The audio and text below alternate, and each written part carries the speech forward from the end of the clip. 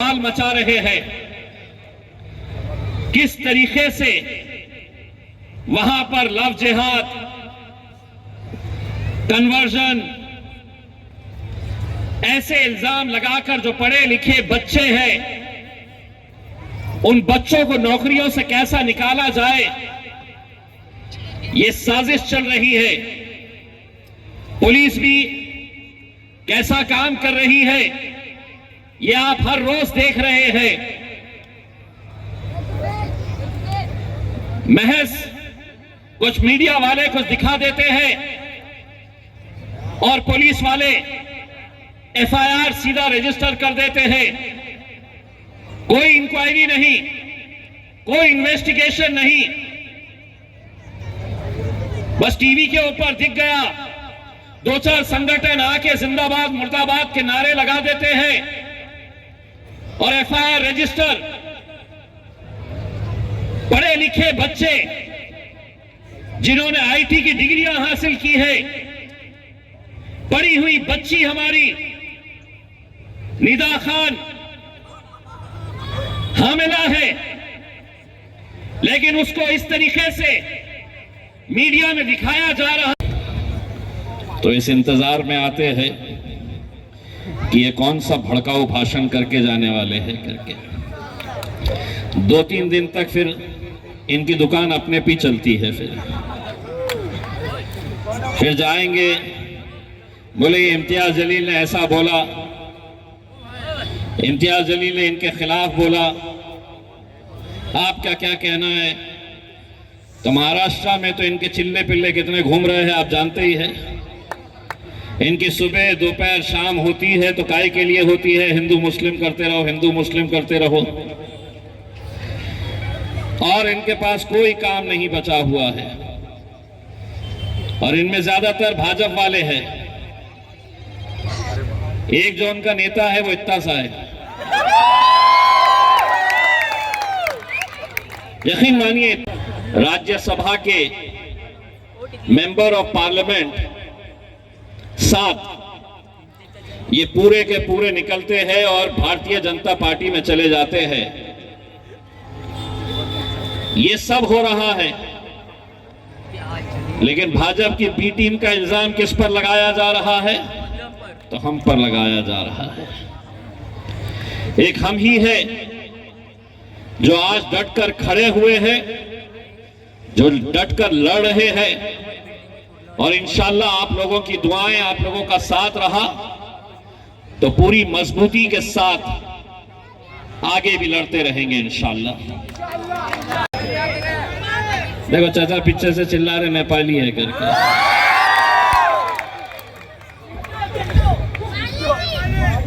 एक तोतला भी है,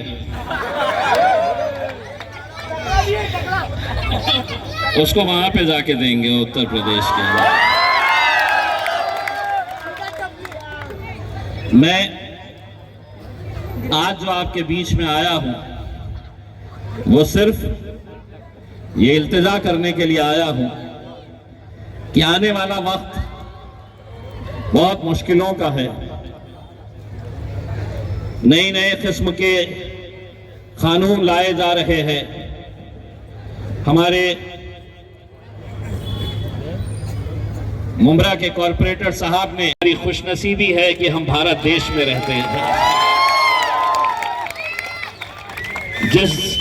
जिस देश का एक सपना हमने देखा था, उस देश के सपने को हर रोज एक पार्टी, उनके नेता पैरों तले कुचल रहे हैं।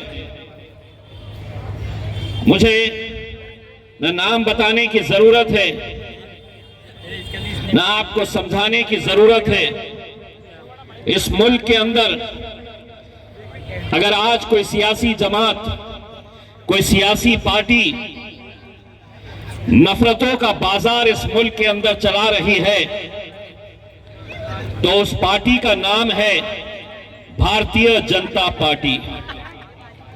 और अगर उसके नेता का नाम अगर पूछेंगे तो उस नेता का नाम है नरेंद्र दामोदर मोदी। हो किस तरीके से वो आवाज बुलंद करते हैं, शायद उसी का नतीजा है कि आज महाराष्ट्र के मुख्तलिफ इलाकों में अलग अलग पार्टियों के बड़े बड़े नेता आज मजलिस के साथ जुड़ रहे हैं। और यही हमारे इस मुल्क की खूबसूरती है। मैं ढगे पाटिल साहब को सिर्फ इतना कह 750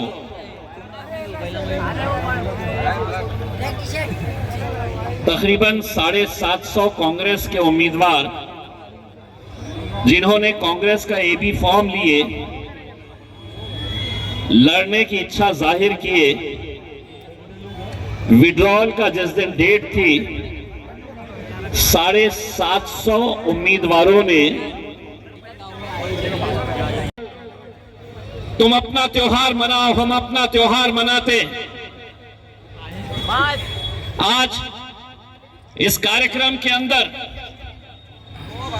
सुमित जमदारे, मेरा औरंगाबाद का साथी, जो महज चंद वोटों से कॉरपोरेशन का इलेक्शन हारा है, दलित समाज से ताल्लुक रखता है, मैं इनके घर दिवाली तो कल से इनके धंधे शुरू हो जाएंगे।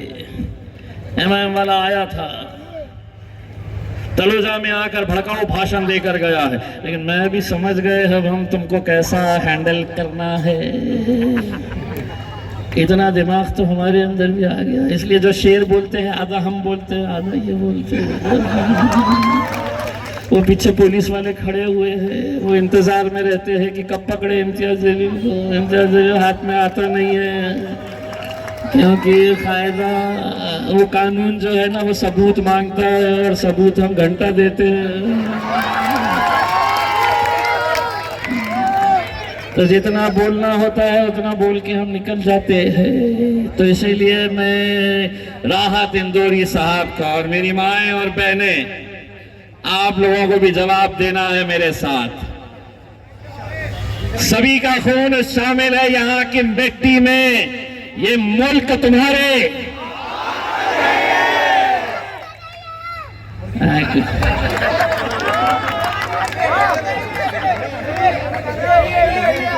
यकीन मानो वो साइड वाले हैं ना, इनको सबको गौर से पिक्चर लो, इनका फोटो लो, भाजपाई दिख रहे हैं, मुंह नहीं खुल रहा है। मैपिंग जिसे कहते हैं, अगर वो नहीं हुआ है तो वो फौरन करवा ले, वरना आगे मुश्किलात हो सकती है।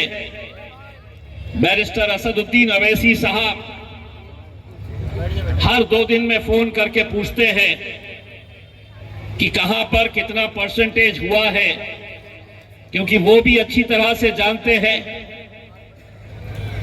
कि आपका नाम कटेगा तो आपको आगे किस तरीके से परेशानी में डाला जाए। ये साजिश हुकूमत नए नए कानून लाकर करना चाहती है। यहाँ की मिट्टी में ये मुल्क तुम्हारे। समझ गया? अब अगर मैंने पूरा बोल दिया होता तो बोले देखो उनके बाप दादाओं को निकाल लिया है, केस रजिस्टर करो। कानून सबूत मांगता है, और सबूत हम बाबा जी का ठुल्लू नहीं देते, बिल्कुल नहीं देते। मुझे सिखाया है कि इस मुल्क में जीना है तो सीना चौड़ा करके और सर ऊंचा करके चलो।